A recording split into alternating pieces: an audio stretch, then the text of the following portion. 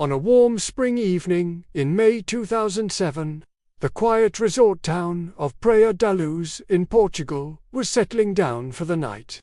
Tourists were enjoying the last moments of their day, completely unaware that this peaceful place was about to become the epicenter of one of the most haunting and perplexing mysteries of the modern era. This is the story of a night that changed everything, and a little girl who vanished without a trace. Our story begins in apartment 5A of the Ocean Club Resort. 3-year-old Madeleine McCann was asleep, tucked into her bed next to her younger twin siblings. Her parents, Kate and Gary McCann, were having dinner with friends at a nearby tapas restaurant. They were just 50 meters away, close enough to feel that their children were safe. They had established a system, taking turns to check on the kids every half hour. The evening felt normal, relaxed, just another night on a family vacation. But this night would be different. At 10 p.m., it was Kate's turn to check on the children. As she walked into the apartment, an immediate and chilling sense of wrongness washed over her. The children's bedroom door was wide open, more so than they had left it. A draft of cool night air filled the room. She looked towards the beds. The twins were sleeping soundly, but Madeleine's bed was empty. The window, which had been shut, was now open, and the shutters were raised.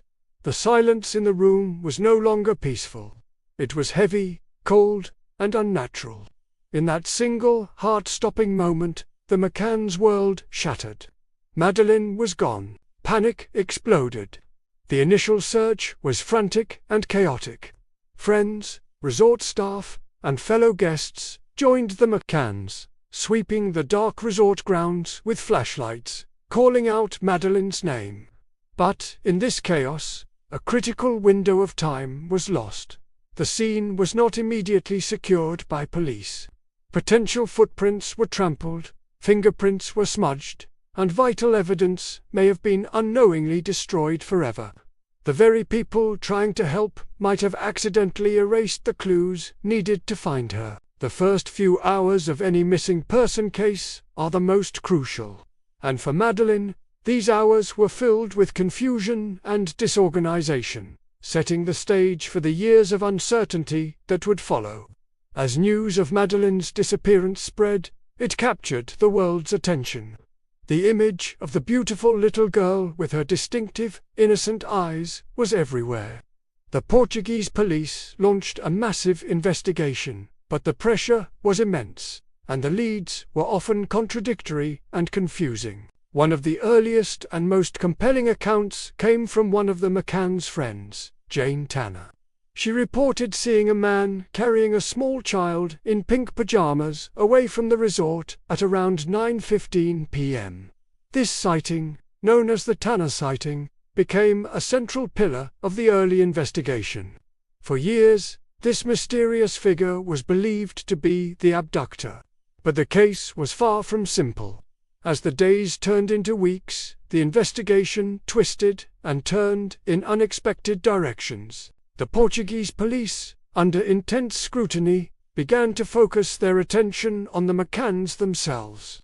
They were questioned extensively, and their behavior was publicly dissected. Theories emerged that Madeleine had died in an accident within the apartment and that her parents had concealed her death. This theory was fueled by the use of 2 British sniffer dogs, one trained to detect cadaver scent and the other to detect human blood. The dogs alerted in several locations, including the McCann's apartment and the trunk of their rental car, which they had hired 25 days after Madeleine vanished. This led to the Portuguese police officially naming Kate and Gary McCann as arguidos, or formal suspects. In September 2007, the couple vehemently denied any involvement, enduring a storm of media speculation and public judgment.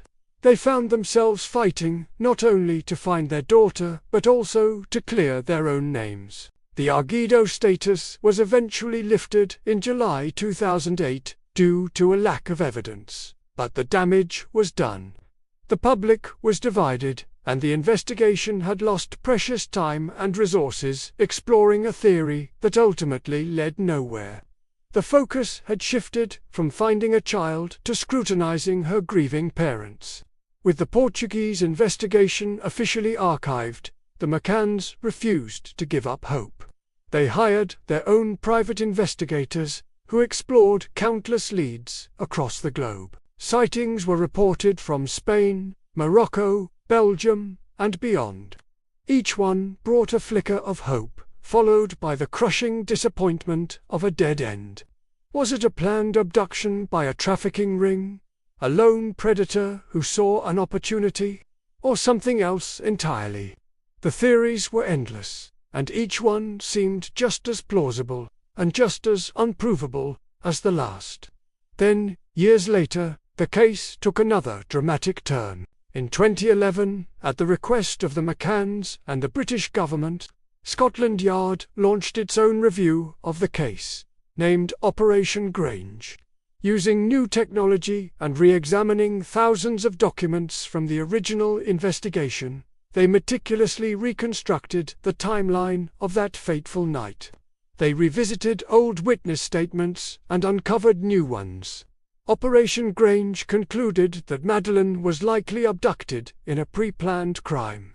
They also managed to discredit the Tanner sighting that had been so central for so long. They identified the man Jane Tanner saw as an innocent British tourist carrying his own sleeping child home from the resort's night crèche.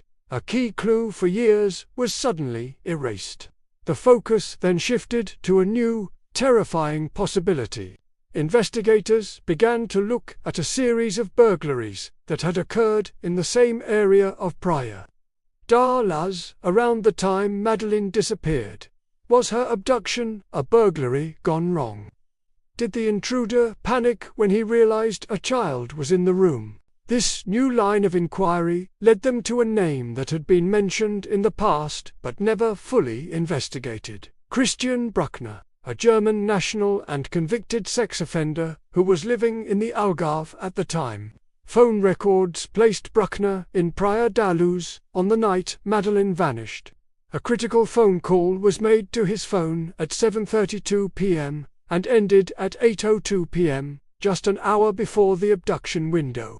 He was living in a campervan nearby and had a history of crimes, including breaking into hotel rooms and holiday apartments. In 2020, German police announced that he was their prime suspect in the murder of Madeleine McCann. They stated they had evidence she was no longer alive, though they have not revealed what that evidence is.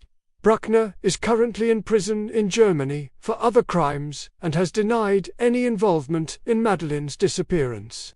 Despite the German authorities' confidence, no charges have been filed against him in connection with this case, and the mystery remains. Today, more than a decade and a half later, Madeleine McCann's case remains one of the most famous and heartbreaking cold cases in history. Her 18th birthday came and went, a milestone her parents marked with a simple, painful message: "We love you and we waiting for you and we never going to give up." Her face is still recognized around the world. The investigation has cost millions, involved multiple police forces, and generated tens of thousands of documents. Yet, after all this time, we are no closer to the definitive truth. What happened to Madeleine? Was she taken by a stranger who saw an opportunity? Was it a planned abduction by a criminal network? Did a burglary go terribly wrong? Or is the truth something closer to home, a secret buried deep in the past? We are left with nothing but questions swallowed by time, and the haunting image of a little girl who went to sleep on vacation and never woke up in her own bed again. The vanishing of Madeleine McCann is a chilling reminder that sometimes the greatest darkness can be found in the most ordinary of places, and the deepest mysteries are the ones that leave no answers at all, only a profound and unending silence. Thank you for watching. If you found this story as compelling as we do, please consider subscribing for more deep dives into the world's greatest mysteries.